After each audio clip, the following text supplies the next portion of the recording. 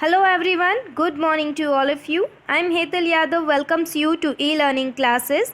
Today we are going to discuss Helen Keller story in unit number 5. पिछली class में हमने don't be afraid of the dark जो poem है वो complete की थी और उसी के साथ उसके क्वेश्चन आंसर्स किए थे. सो आज हम हेलन केलर की स्टोरी देखने वाले हैं. So let's get started students. चलिए सभी अपनी मैरी गोल्ड की जो बुक है आपकी इंग्लिश की क्लास 4 की वो निकालिए. चलिए अब इसमें यूनिट 5 निकालिए जिसमें हमने don't be afraid of the dark कर ली है पोएम. अब हम देखने वाले हैं हेलन केलर की स्टोरी. अब हेलन केलर की स्टोरी जो है वो स्टार्ट होने से पहले ही आपको ऊपर एक पोएम दी गई है, डोंट गिव अप. बहुत ही प्यारी सी पोएम है. आप इसे घर पे रीड करिएगा, आपको बहुत मज़ा आएगा. अगर आपको गाना आता है तो आप गा भी सकते हो. ये पोएम है डोंट गिव अप. और पोएम के नीचे एक क्वेश्चन भी पूछा है कि आपको ये पिक्चर में जो बच्चा दिख रहा है जो बहुत ही खुश है वो क्यों खुश है वो बताना है. Now students come to page number 81 जहाँ पर हेलन केलर की स्टोरी दी गई है. अब उसे हम स्टार्ट करते हैं. Helen Keller. It was the summer of 1880. A healthy baby girl was born in a small town in Alabama. दोपहर की 1880 यानी कि 1880 की दोपहर थी जब एक हेल्दी यानी कि एक तंदुरुस्त बेबी का जन्म हुआ. और वो बेबी कौन थी? बेबी गर्ल यानी कि एक छोटी सी बच्ची का जन्म हुआ छोटे से टाउन में और उसका नाम क्या था? अलबामा.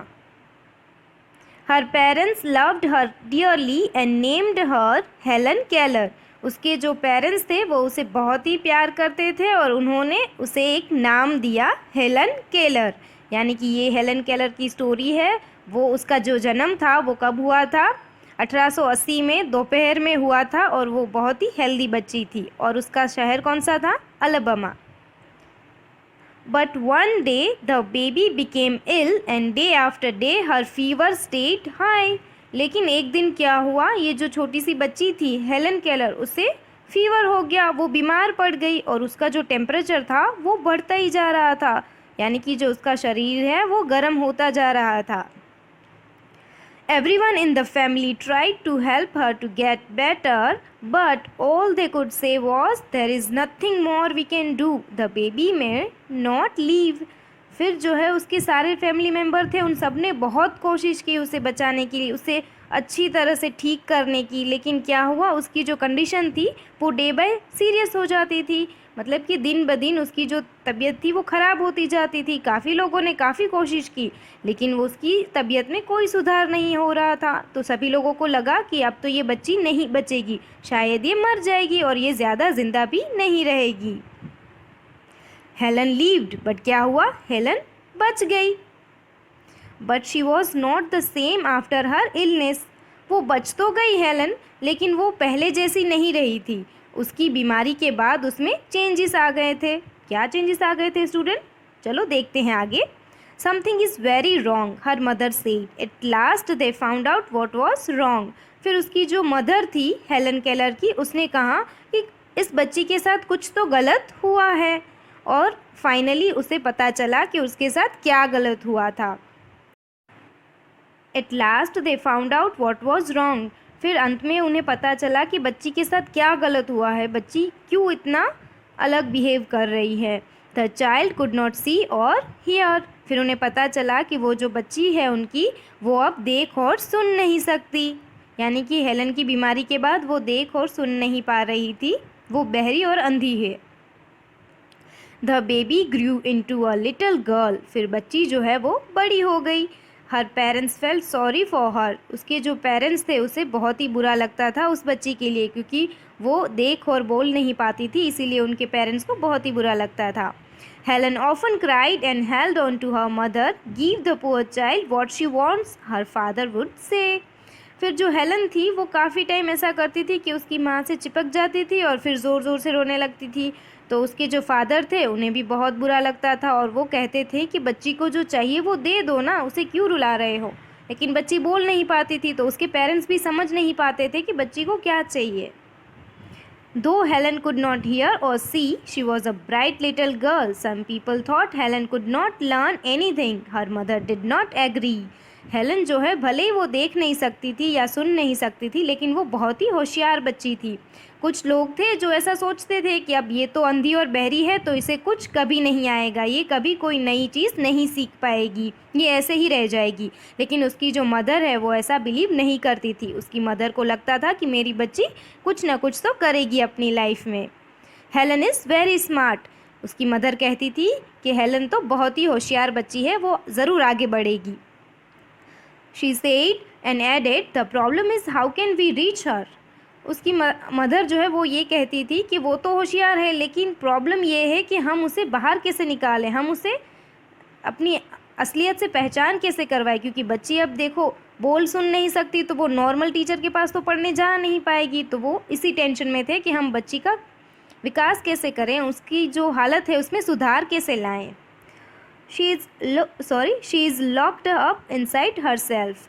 उसकी जो माता थी वो बोलती थी कि वो अपने ही अंदर बंद रह चुकी है, मतलब वो अपने ही अंदर घुटती जा रही है, वो उसे बाहर की दुनिया का बिल्कुल भी एहसास नहीं है। तो बस उसे वही टेंशन थी कि उसे कैसे एहसास दिला जाए कि दुनिया काफ़ी खूबसूरत है। Helen begin to grow wild. She would not let anyone comb her hair. फिर जो हेलन है वो जैसे ही बड़ी होती गई वो बहुत ही वाइल्ड हो गई, और फिर क्या होता था, वो किसी को अपने बाल भी संवारने नहीं देती थी। ये देखिए, ये हेलन है जो छोटी सी बच्ची है वो, और ये उनके पेरेंट्स हैं। हर क्लोथेस वर ऑलवेज डर्टी। उसके जो कपड़े थे वो भी हमेशा डर्टी ही रहते थे, गंदे ही रहते थे। She was often angry. Sometimes she even lay on the floor and kicked her feet. कभी कभी तो वो बहुत गुस्सा करती थी, और गुस्सा हो जाती थी तो वो क्या करती थी, वो ज़मीन पर लेट जाती थी और फिर अपने पैर से किक करने लगती थी ज़मीन को। ऐसे अजीब अजीब हरकतें करती थी। Her parents thought that they should find a teacher for her. फिर उनके पेरेंट्स को लगा कि उन्हें हेलन के लिए एक टीचर रखना चाहिए। Miss Sullivan. अभी टीचर की एंट्री होती है, जो कि हेलन है उसकी पूरी ही दुनिया बदल देगी। मिस सुलिवान जो है वो हेलन की टीचर है। A young teacher agreed to help Helen to learn to see the world. फिर जो मिस सुलिवान है वो यंग टीचर थी, और उन्होंने एग्री कर लिया कि वो हेलन को दुनिया के बारे में दुनियादारी सिखाएगी और दुनिया से वाकिफ़ भी करवाएगी। Miss Sullivan gave Helen a doll. Doll spells doll.